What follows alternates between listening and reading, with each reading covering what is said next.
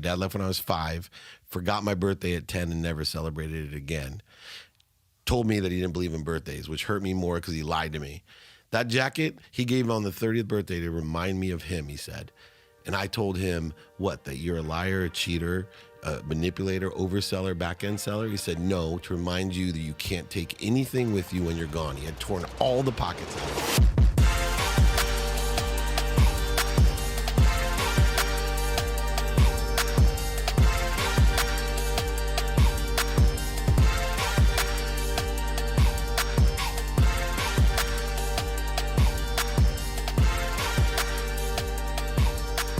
Welcome back to another episode of The Burn. I am Ben Newman, and I couldn't be any more fired up to be right here in the studio of The Playbook with David Meltzer.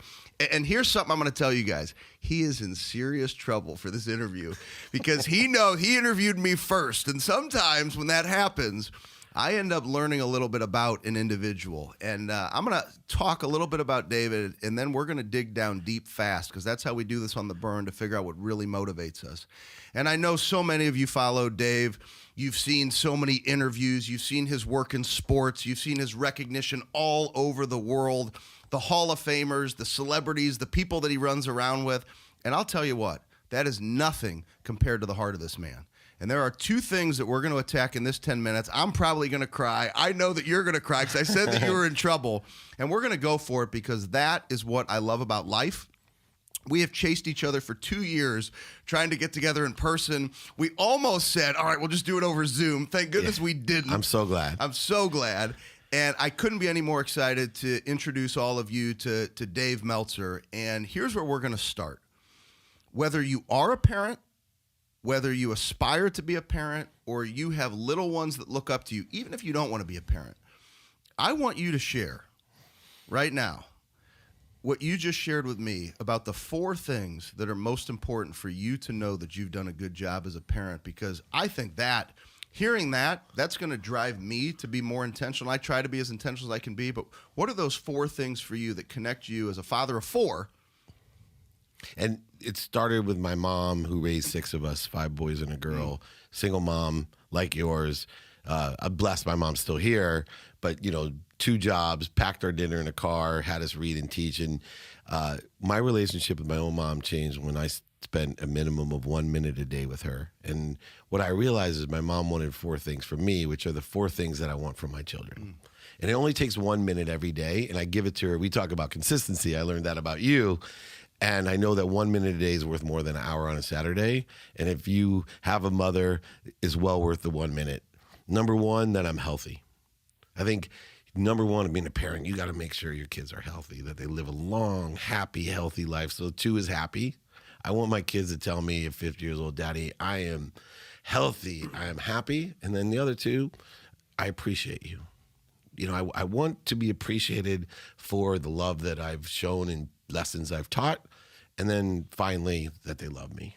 If I could just get those 4 things from my 4 children, and for them to articulate, I talked about Jerry Jones Jr. articulating better than anyone I've ever seen at 51 about his own father. But basically what he said is, I'm a really healthy guy, I'm a really happy guy, and I really appreciate my father, and I love him so much. And it came across, he didn't use those words, but it came across. So if you want to change the most important people in your life, your children or your parents, the most people, I would say the people that are most relative to you, whatever those people are, those are the only 4 things they want for you. And if you can articulate it, you'll change their life. I'll tell you what just put the emotion in my eyes, and I saw it. I knew that this was going to happen, was, when you're busy like the 2 of us are. I say active. Active. Wait, I like that. Busy is unavailable, man. See, he's a good coach too, and I'm coachable. Busy's unavailable. I'm going to say active because I really don't feel like I work, so I could probably he's better. Active. You're very active. Very active. People always ask, and you probably get the same thing. I bet you never see your family, right? And that's like the way they approach me, and I think, well, I'm actually pretty darn intentional. I take a lot of time off, but that 1 minute, that's what brought the emotion to me. Because one thing I always say, people ask me the question, it always hits me, how many days are you gone a year? And I say, you know what? I choose to not count those, but when I'm home, I make those days count. And for you to say that minute, it makes me realize, and it affirms. And when I'm home, I take the kids to school, practice. I mean, I wake up. Me too. I wake up at 3:00 in the morning to work out, and people think I'm crazy, but I do it because when I hear the pitter patter of my kids' feet at home, like I'm on dad. That's time for me to be a dad, right? My selfish time is done. And so that really hit my heart. And so I appreciate you going there. And that's one of the things I had mentioned, that I could tell your success comes from that heart, nothing else. I could tell you got confidence and swagger, and you can build relationships, but you got a hell of a heart. Yeah, and I will tell you that minute thing, routine-wise, we're both active people, right? I believe in activity I get paid for, and I don't. But I have two routines. One when I'm at home, and an adaptable routine. And the adaptable routine is based off of time. I literally tell myself, number one, and this is a big shift that'll probably bring tears in my eyes, family was always first, then work, and then myself. And by 50, by 48, it hurt me. Now, my wife told me, because we recovered from losing over $100 million, our lives could not be better. And I said, what do you want? Anything you want, honey. What do you want? She said, I need you to take care of yourself. I said, what do you mean? I'll anything you want. No, I need you to take care of yourself, because if you don't take care of yourself, and if you do take care of yourself, I know you'll take care of everyone else. Number one, it chokes me up, because it means my wife really knows me. Like, that's what's most important for me, is to have the ability to take care of all these people. And I wasn't spending the time in the right way. So I spend a minimum of an hour a day on my health. Wake up at 4 a.m., the same way. Health first, then I spend 30 minutes with my wife minimum every day, no matter where I am in the world. FaceTime, phone, whatever it is. Minimum 30 minutes with the 9-year-old. Minimum 2 minutes with the 3 teenage daughters. I asked for 5. They gave me 2. But they get me every day. I know they roll their eyes. They get me every day 2 minutes, minimum. Then 1 minute for my mom. Those are must-haves on the daily routine and the adaptable routine. And my life has changed exponentially, because all of those people, number one, I'm in much better shape like you. 2, right, it goes right to my family. Once those relationships are secure and everything's coming through me for them, the money-making business all comes easier. I have that, like you said, go to the heart first. That's what gets me going. Now, doing all the little accoutrements in the lanyap of life that gives you the subtleties of success, I can get off the mat better than anyone. I may not be stronger, faster, or smarter than anyone, but I'm like a mule. You go ahead, try to outdo me. And people say work, I tell them, go ahead. Anybody out there, I'm 51 years old. You come, you shadow me, try to outdo me. Try to be more productive, more accessible, and more gracious than Dave Meltzer, and I promise you'll get everything you want. I swear, that's the difference. People don't think of that. I am not smarter, and I think people are attracted to me from that ability. Like, they look at me and go, dang, if that guy can do it, I can do it. I have that advantage. You look at LeBron James, right? It's hard to say, oh, I can be better than him. But you look at Dave Meltzer, you're like, oh, yeah, no problem. Here's what I just pulled from this, and it's pretty powerful.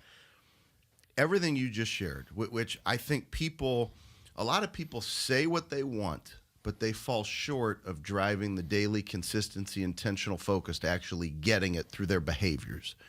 Every behavior that you just outlined, 2 minutes with the girls, the time with your son, the 30 minutes with your wife, hour to yourself, all of that happened after, right? Many people face challenge and adversity. They buckle at the knees and they never make it back. And you mentioned the story. I want to take you back to this, because this is why I admire your heart. I can see your eyes again going. We got to get each other to laugh. Yeah. So we'll keep this as dry as possible. What I admire is all of that was designed after your weakest moment. And that's when you looked and you saw the jacket that your father gave you. So tell me about the jacket. Tell me about the moment your wife is saying it's over. You've lost over $100 million, and you see a jacket that represented what for you? Yeah, it was actually before I even lost the money. My wife, I was acting like such an idiot. And I was acting like an idiot. She saw the writing on the wall that things were not going to be good for us in the future. But we still had a lot of money. But I came home. She said she was going to leave. I looked in that closet, and I saw a gift my dad gave me when I was 30. My dad left when I was 5, forgot my birthday at 10, and never celebrated it again. Told me that he didn't believe in birthdays, which hurt me more because he lied to me. That jacket he gave on the 30th birthday to remind me of him, he said. And I told him, what, that you're a liar, a cheater, a manipulator, overseller, back-end seller? He said, no, to remind you that you can't take anything with you when you're gone. He had torn all the pockets out of it. And I said, Dad, I'm nothing like you, but I'll hang that jacket up. I'm not going to be the richest man in the cemetery.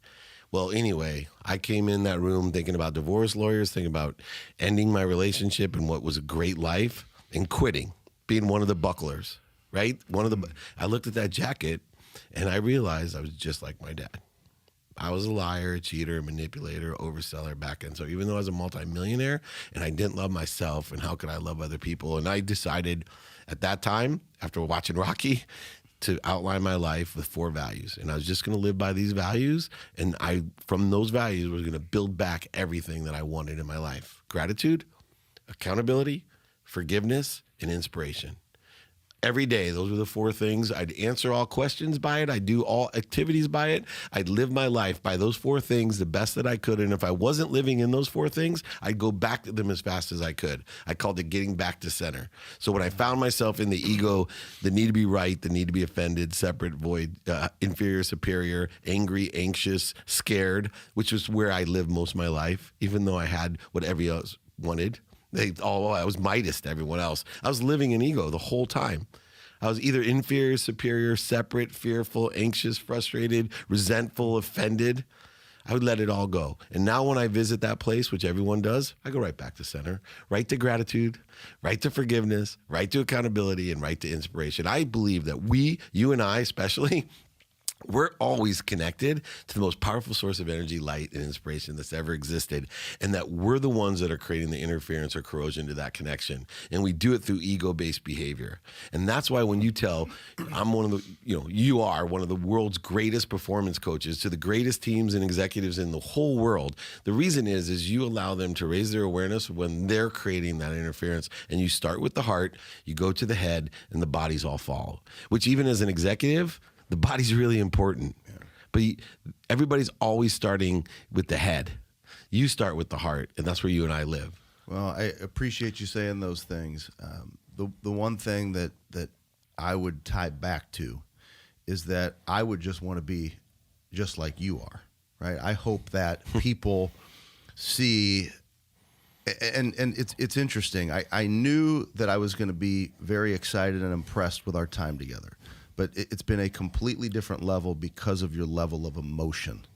And I just want to thank you for our time together on the playbook, but also for your time here on The Burn, for being authentic and being you, because we live in a world today where people are trying to figure out who do I want to try to act like, rather than trying to just be themselves. And I do the very best I can to wear my emotion on my sleeve, to be the best I can be. And when we see and meet examples of individuals like you who just put it out there and show it, I think it's such a powerful lesson for everybody watching. And for me as another example, that it's okay to cry. Yeah, for sure. It's okay to be authentic. And it's okay to get after it and fight to make a difference in people's lives. So I thank you for sharing your heart, for sharing your motivation and your burn. And I know that those knees will never buckle because you know how to get up off that mat of life. I'm a little burro, man. Be kind to your future self. Do good deeds and love yourself. Learn to love you, but be kind to your future self. And that world changes in front of you. There is no buckling. It's the enjoyment of the consistent, persistent pursuit of your potential. Nobody else's. Ben, you are the man. You are welcome back to my office, to my podcast. I appreciate it. Anytime. Thank you so much. Thank you.